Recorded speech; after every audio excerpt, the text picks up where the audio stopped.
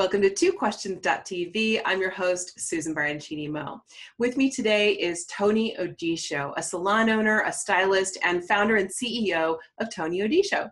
Tony Odisho is located in Chicago, and he offers professional hair extensions, hair care products, brushes like this one that I didn't know how to use, and curling irons and more. And I've actually read amazing reviews about your curling iron. Tony, welcome to the show. Oh, thank you. Thank you for having me.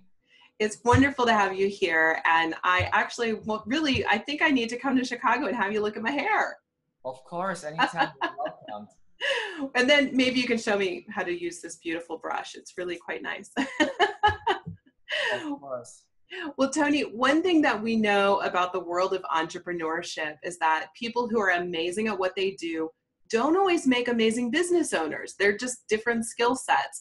But you've been able to successfully marry hair expert, salon owner, and owner of a brand of very successful beauty products.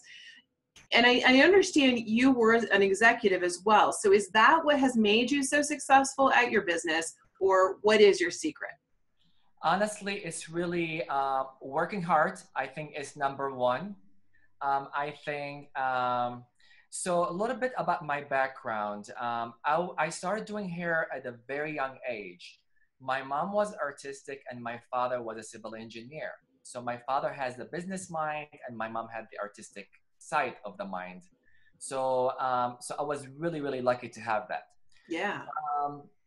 When I first migrated to the States, I came to this country in 1995. And as an immigrant, what I tell the younger people, I had a dream. And my dream is to really become the American dream that everyone comes to this country as an immigrant and wants to have. So I love doing hair, love working behind the chair and really talking to my clients and having that interaction with my clients. Now, in terms of my business, I believe what it was to open a business is really taking a risk. Mm-hmm. And I was willing to take a risk.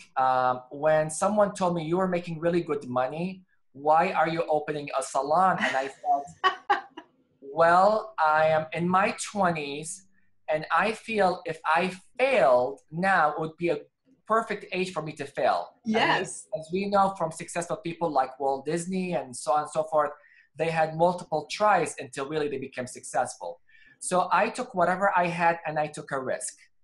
And with that, also I worked really hard to developing my business, and slowly but surely my business grew. And then I had a curious mind. The way that Tony Odisho extension worked, I actually went to a hair show looking for hair extensions. And I went to a booth, and of course, I had a million questions.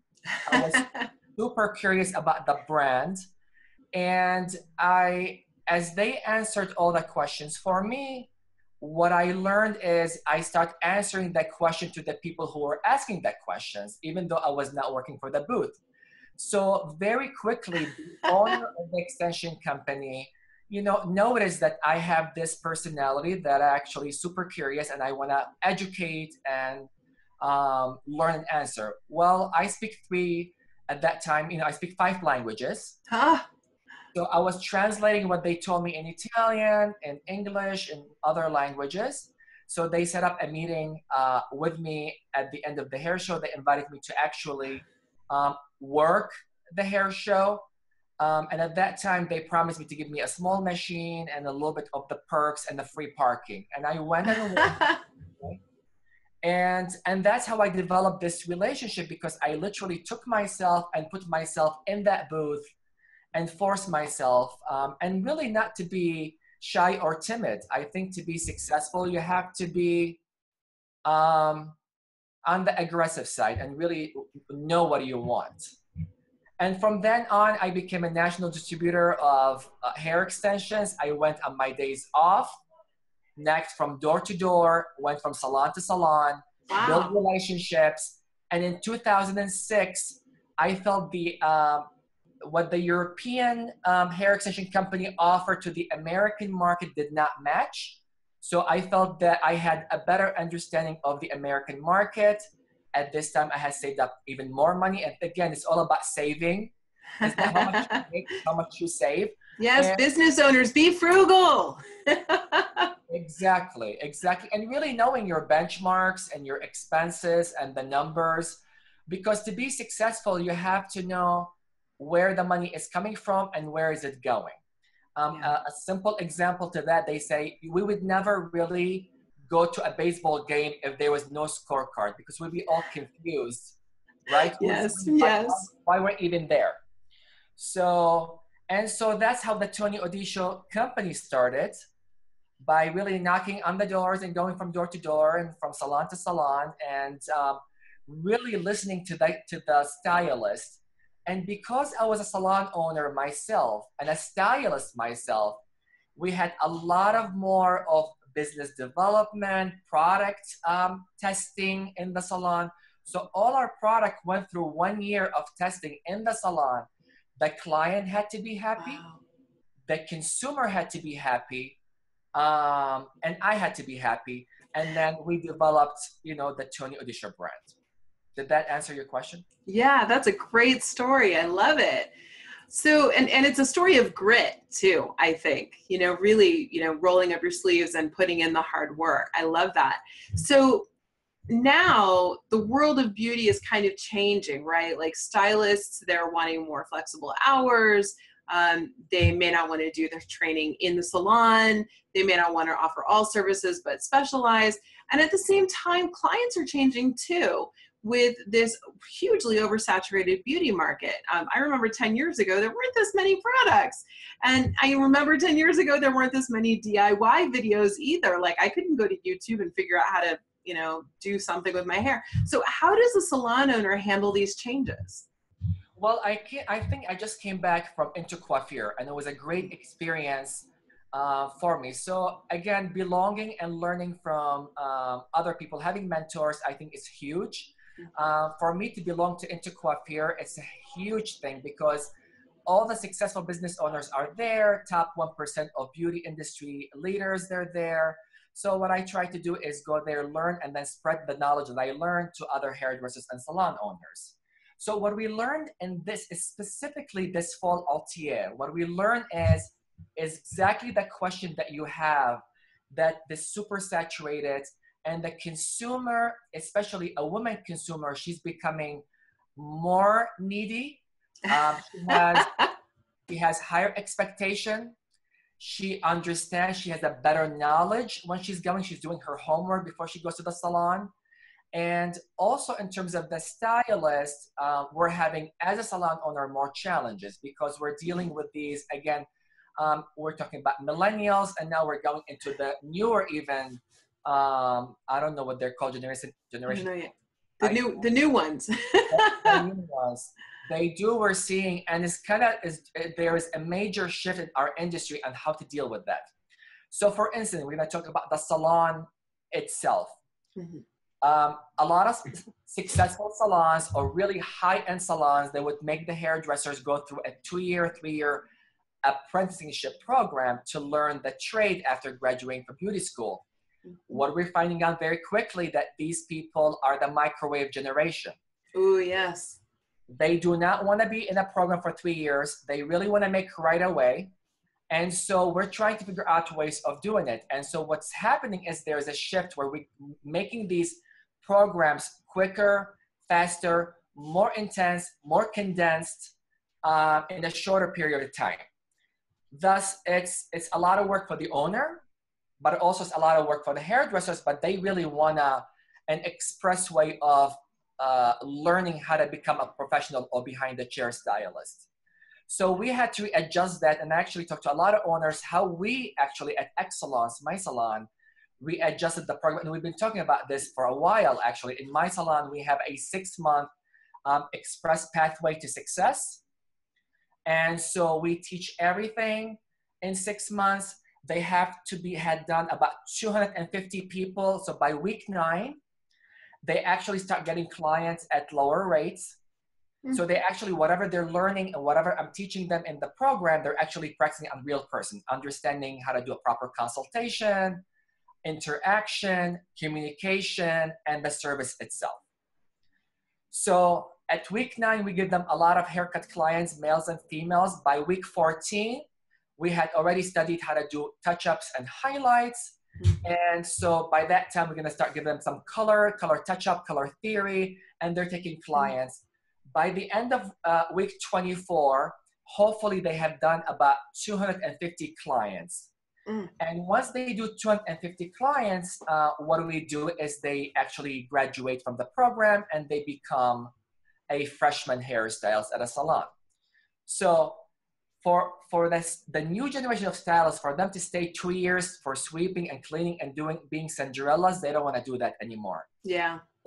So we found out that this program actually was very successful, and we've been sharing these ideas, and I've shared it with a lot of clients, and especially Tony Odisho extensions, because we deal with a lot of salon owners. Oh yeah.